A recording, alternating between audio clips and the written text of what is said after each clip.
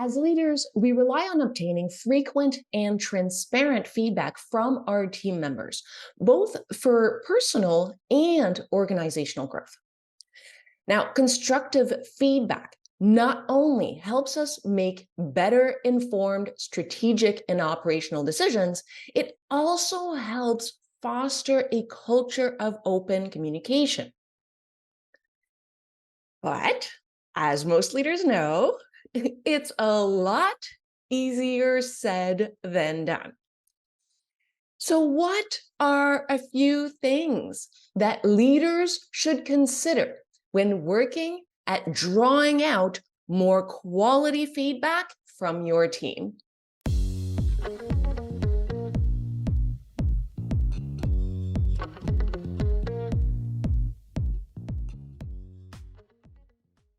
Well, the very first thing to ask yourself is, have you built trust? Trust is the foundation of any successful feedback exchange, and team members must feel secure and confident in sharing their thoughts and concerns with you. If team members are worried about your reaction, or if they're worried about what's going to happen to them after they share what they have to share with you, then they're just not going to do it. Or they might do it a couple of times and then be like, what's the point? So you really want to make sure that you're not contributing to that. And it starts with open, considered communication, not unfiltered truths. Doesn't mean you just say whatever you want, whichever way you want, under the guise of, hey, I'm being transparent. But you want to establish a pattern of communicating that is transparent and open, but also thoughtful and productive. So look at how you're talking with team members, the words that you use, the tone, the environment that you're creating when they're sharing information with you. Ensure that team members feel that they can approach you at any time to discuss their concerns without fear of how this will come back to bite them further down the road. If they're sitting there mulling over what's going to happen to them and how potentially you're going to make them pay for it, they're not going to tell you what they need to tell you, or they're going to cushion it so much that the message is not going to come across. So it's really important that you really make them feel like, hey, yes, you can come talk to me. I mentioned that idea of them coming to talk to you at any time. I've mentioned in the past that there are some days where we're just so overwhelmed, so busy, so stressed out that it feels like if one more person comes in with one more thing, you're just gonna like poof. But you can't let them feel that. If they're coming to you, remember that it took a lot of courage for them to talk to you.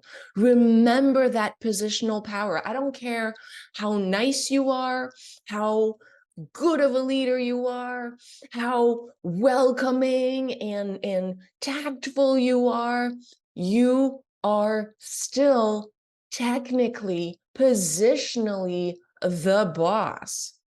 You still have that power of firing and consequences over them.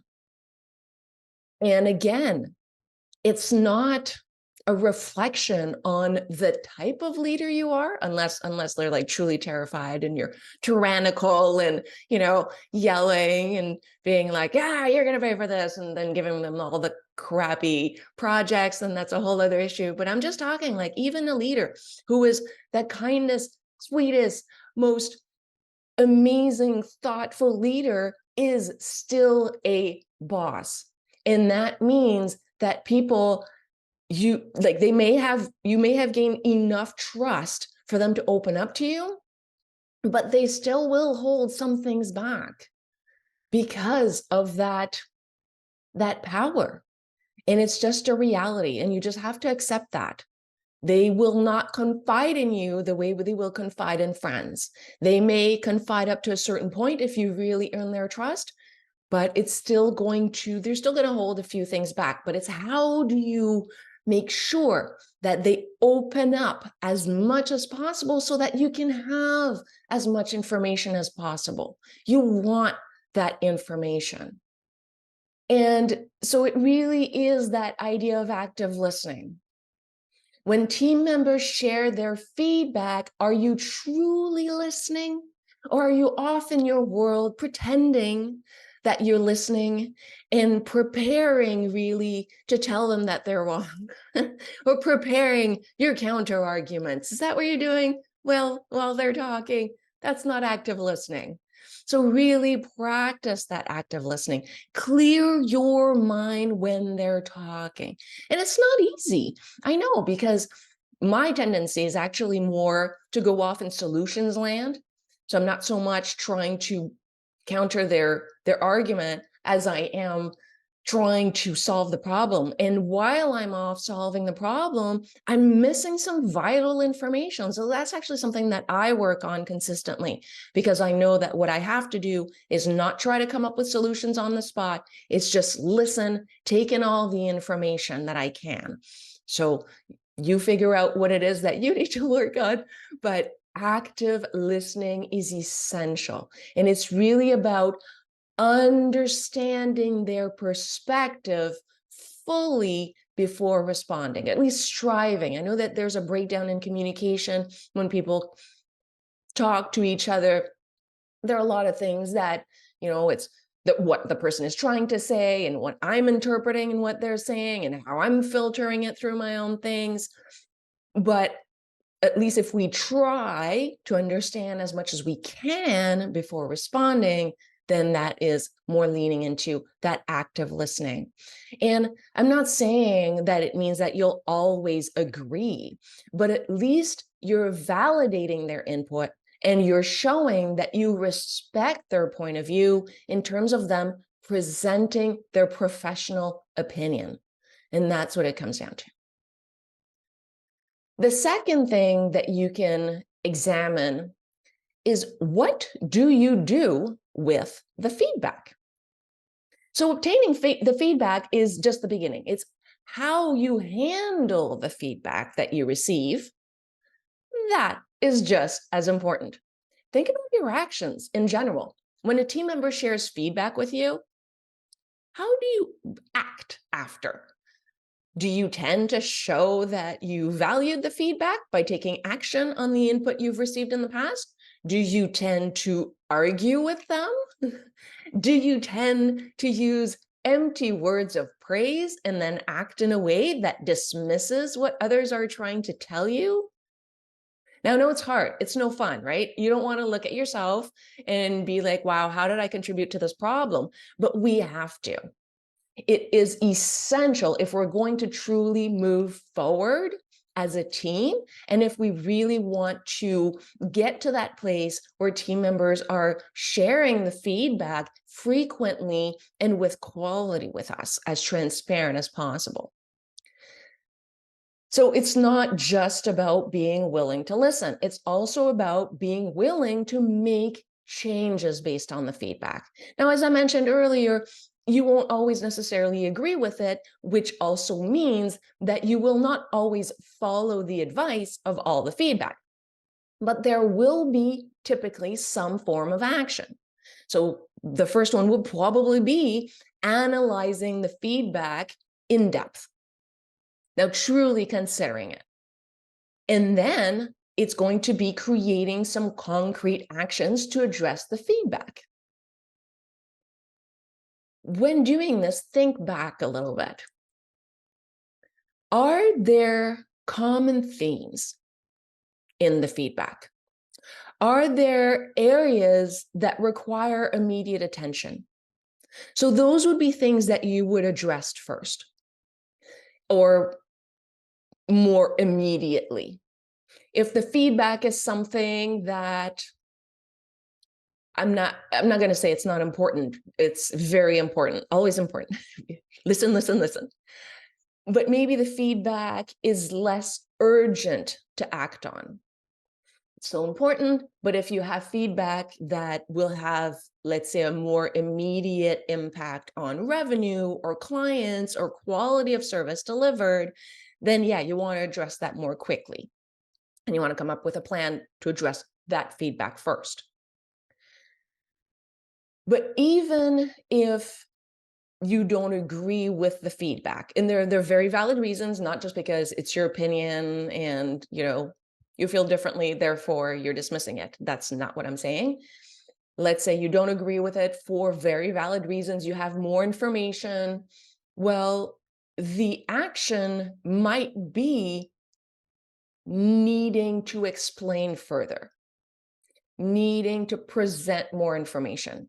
That could be the action that you would attach to that particular type of feedback. But we want to create some concrete action item to address that feedback. And again, maybe it's just presenting more data, explaining why we can't act on it. There may be some valid reasons why we can't, as long as you make sure that it's not just an excuse. And if you find yourself consistently needing to explain the feedback away, I would start questioning whether you're communicating enough with the team. And maybe also you're struggling to admit where you went wrong. So if you find yourself consistently having to explain, explore those two aspects. And I know it's no fun, but we have to look at ourselves. And if we want to grow as leaders and we want to do what's best for the team and we want to do what's best for the organization, it requires a lot of introspection. So what else could we do? Ask yourself, have you implemented a culture that embraces healthy conflict? It's one thing to say that you want a culture that embraces healthy conflict, and it's quite another to actually do it. And you know what? It's the leader's behavior that dictates that. It's no secret, healthy conflict can lead to better decision-making and better decisions. So it's really essential to ensure that the culture actually encourages constructive debates, encourages disagreements, and does not dissuade them based on how the conversation unfolds or how it ends. So are the interactions respectful? Is the communication constructive? We want to encourage team members to express their opinions as long as it remains professional and respectful. None of this venting sessions.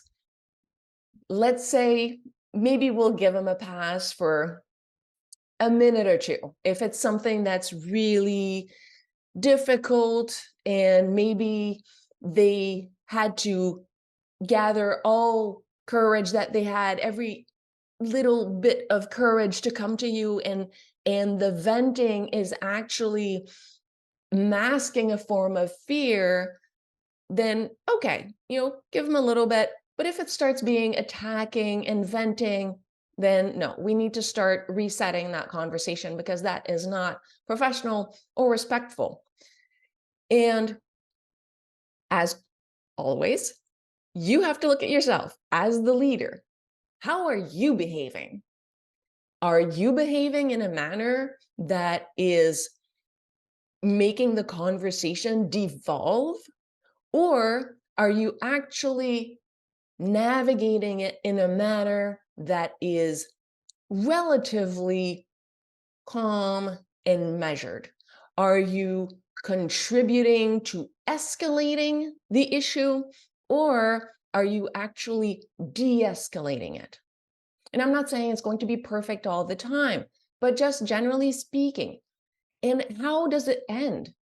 When you have these deep, conflict-filled conversation, does everybody walk away frustrated? Does everybody need hours of break after because it just went so badly?